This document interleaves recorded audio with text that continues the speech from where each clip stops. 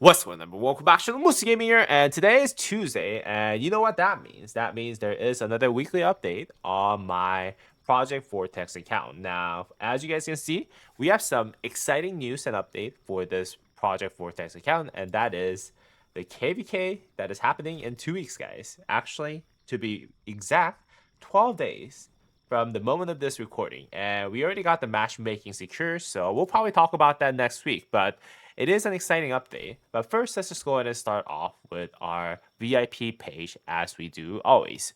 Now, in the VIP page, we are currently 686,000 into the VIP 13, and that means we have about 64,000-ish left until VIP 14, which is actually the goal of VIP points or VIP level that I want to hit for this account for that extra daily 3 gold heads. Now, why am I not hitting it? Although I do have barely enough gems for me to hit. It's simple. It's because lately there's been a lot of whale movements. Yeah, you guys heard that right.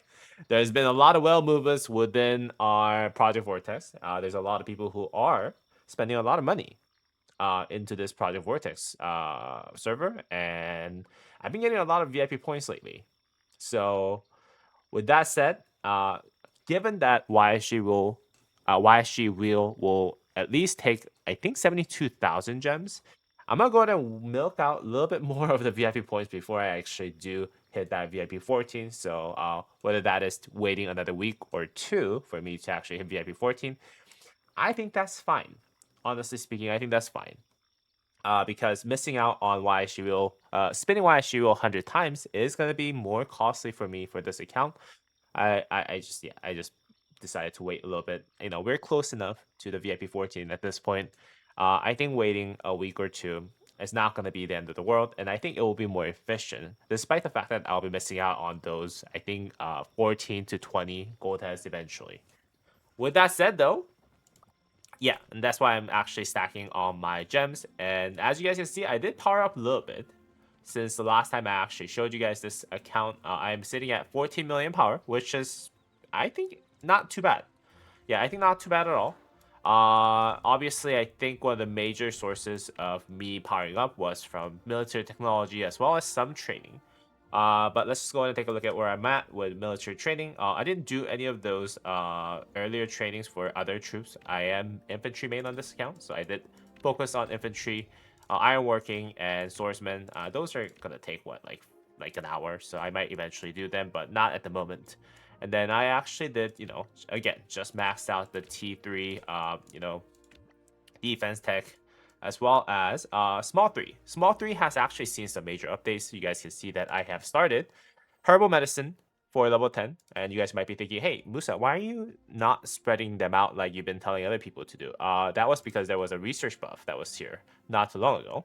And that was and also, I had title and also at the same time 15% research speed up rune that was there. And with that said, herbal medicine level 10 actually without any speed up buff, it requires what, like 100 days of speeds? I'm not too sure, but I think that's what it was. 100 days of speed at academy level 24, and I was like, hey, like might as well start this when I have the maximum amount buff. I have the kingdom buff, I have the rune buff, I have the scientist ready to go. Might as well go ahead and start it. And this was actually started today, which now I have like 58 days left because I did use some speed ups to kind of speed up from like I think like 64, 64, 62, 68 maybe 68 days to 58 days for me to finish the alliance mobilization quest. So that's why I started I started the herbal medicine instead of spreading them out as much as possible. In such case, I'll be actually focusing more on combat tactics on this 3. But yeah, that's where I'm at. And then after that, most likely I'm going to go ahead and try to get combat tactics up a little bit more because that'll be quick 12 days of speed ups for 2% extra attack, and also at the same time try to balance out the Wood Steel and Scuttum, Scuttum, and to make sure that I do get the maximum amount of attack and defense value from these tech until I hit level 9 on those. And as you guys can see, big 3 is at level 5 on the health side, which I always try to focus on. Again, Health is the most valuable stats in Rising Kingdoms, so you know, having this leveled up as much as possible, especially given the fact that these actually don't cost you that many days of speed ups, will be the first priority for me. And then I'll most likely focus on encampment and combined arms to level like I think 5 or more. I think a little bit more on the combined arms because I think combined arms you can level up to I think 9 without doing once I'm done with the camouflage, which is very easy to do.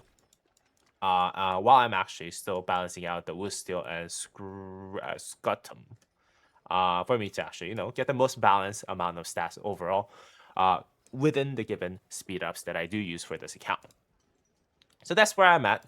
Again, very happy to see herbal medicine at level 10 working, because that extra 4% health is no joke. It's gonna really help out in terms of my battles in first couple battles within the KvK 1. So I'm pretty happy with that.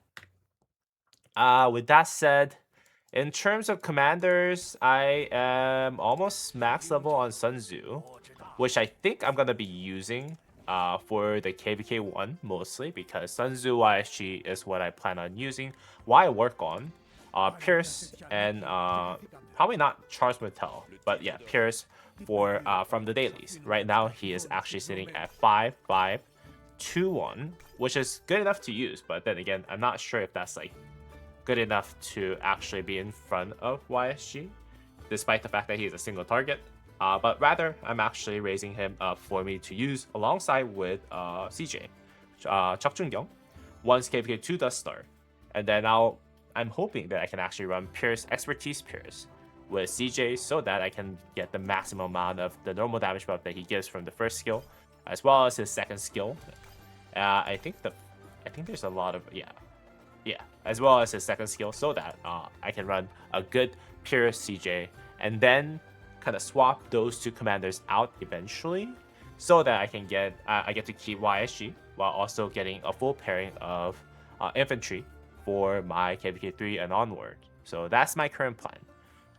And I was originally thinking about potentially using Charge Mattel with Pierce in KvK 1, but then again, getting Charge Mattel heads as a mid to low spender in this kingdom where there's a lot of powerhouses and whales within the Project Vortex, I think it's going to be a little bit difficult. So that's why I didn't even try again. And hence, I'm thinking about running Sun Tzu YSG, which I think is going to slap in KvK 1, and hence my level for Sun Tzu is actually my priority. Level 60, almost very close, very nice in my opinion. With that said, in terms of equipment, there was not really much update on Sun Tzu. You know, you guys can see that I have the basic bare minimum that I have, with the exception of Silent Trial.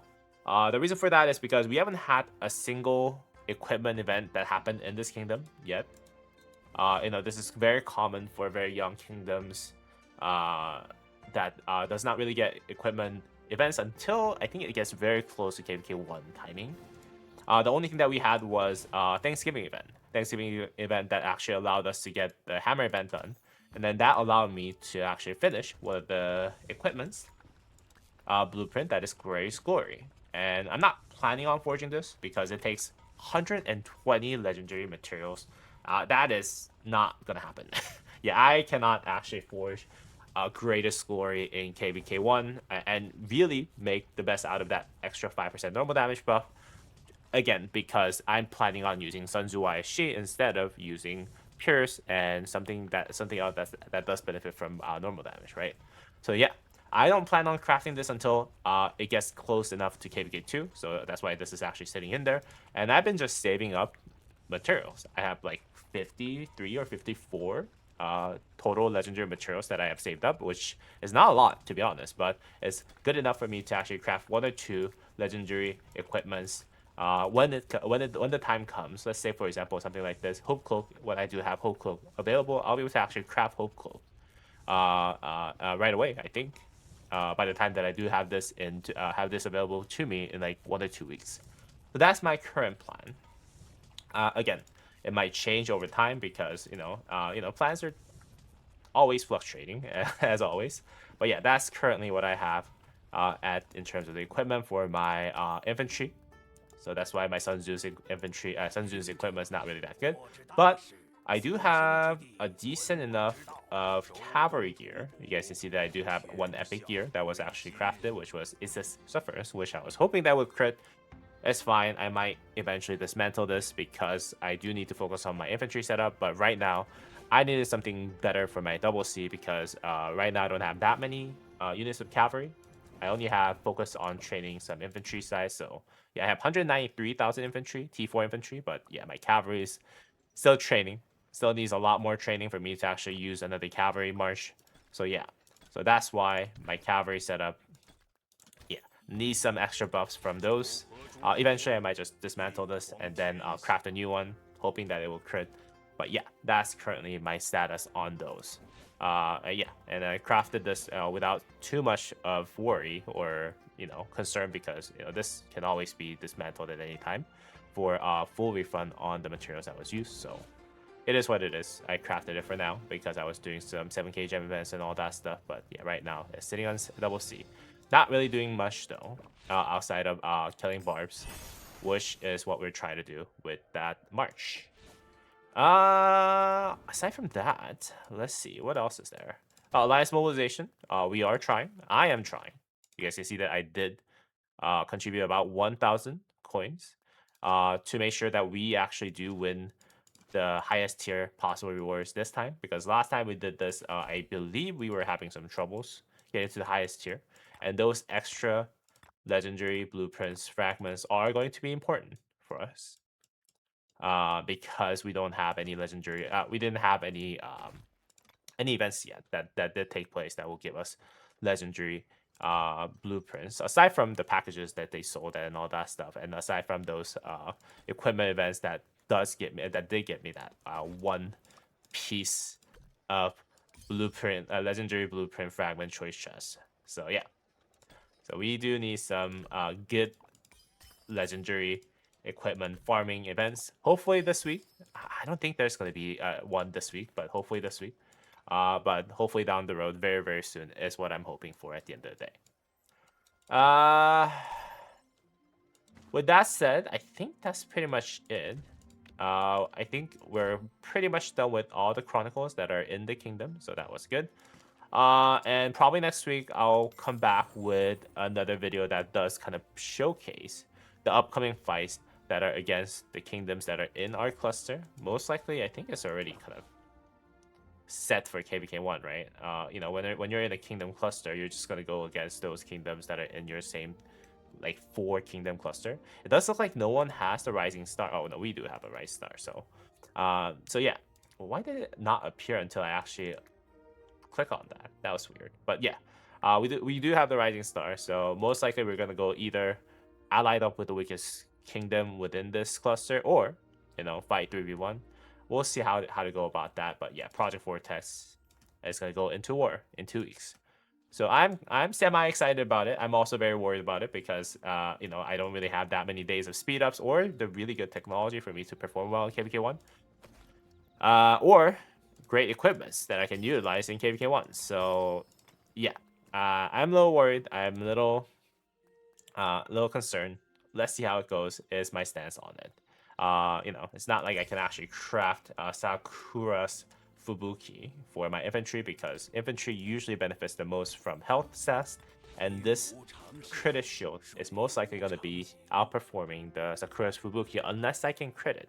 And even if I can crit it, I believe Gatekeeper Shield, crit Gatekeeper Shield often does outperform Sakura's Fubuki. So yeah, that's why I'm a little concerned personally, but hopefully other people within our kingdom is very, very well prepared compared to me, is what I'm hoping for. But again, hope you guys have a great rest of your day, guys. Hope you guys enjoyed today's video. Again, big things coming next week, so I'll go ahead and keep you guys updated. And if I do ever go hit VIP 14 before I see YSG Wheel, I'll definitely let you guys know, because yeah, YSG Wheel, VIP 14, both are very, very big things that I need to actually achieve within the KvK 1. Hopefully, I'll be able to achieve at least one or the other, or both. So yeah, that's what I'm gonna give you guys updated on within the next couple weeks. All right, I hope you guys have a great rest of your day, guys. I will see you all in the next video, guys. Peace.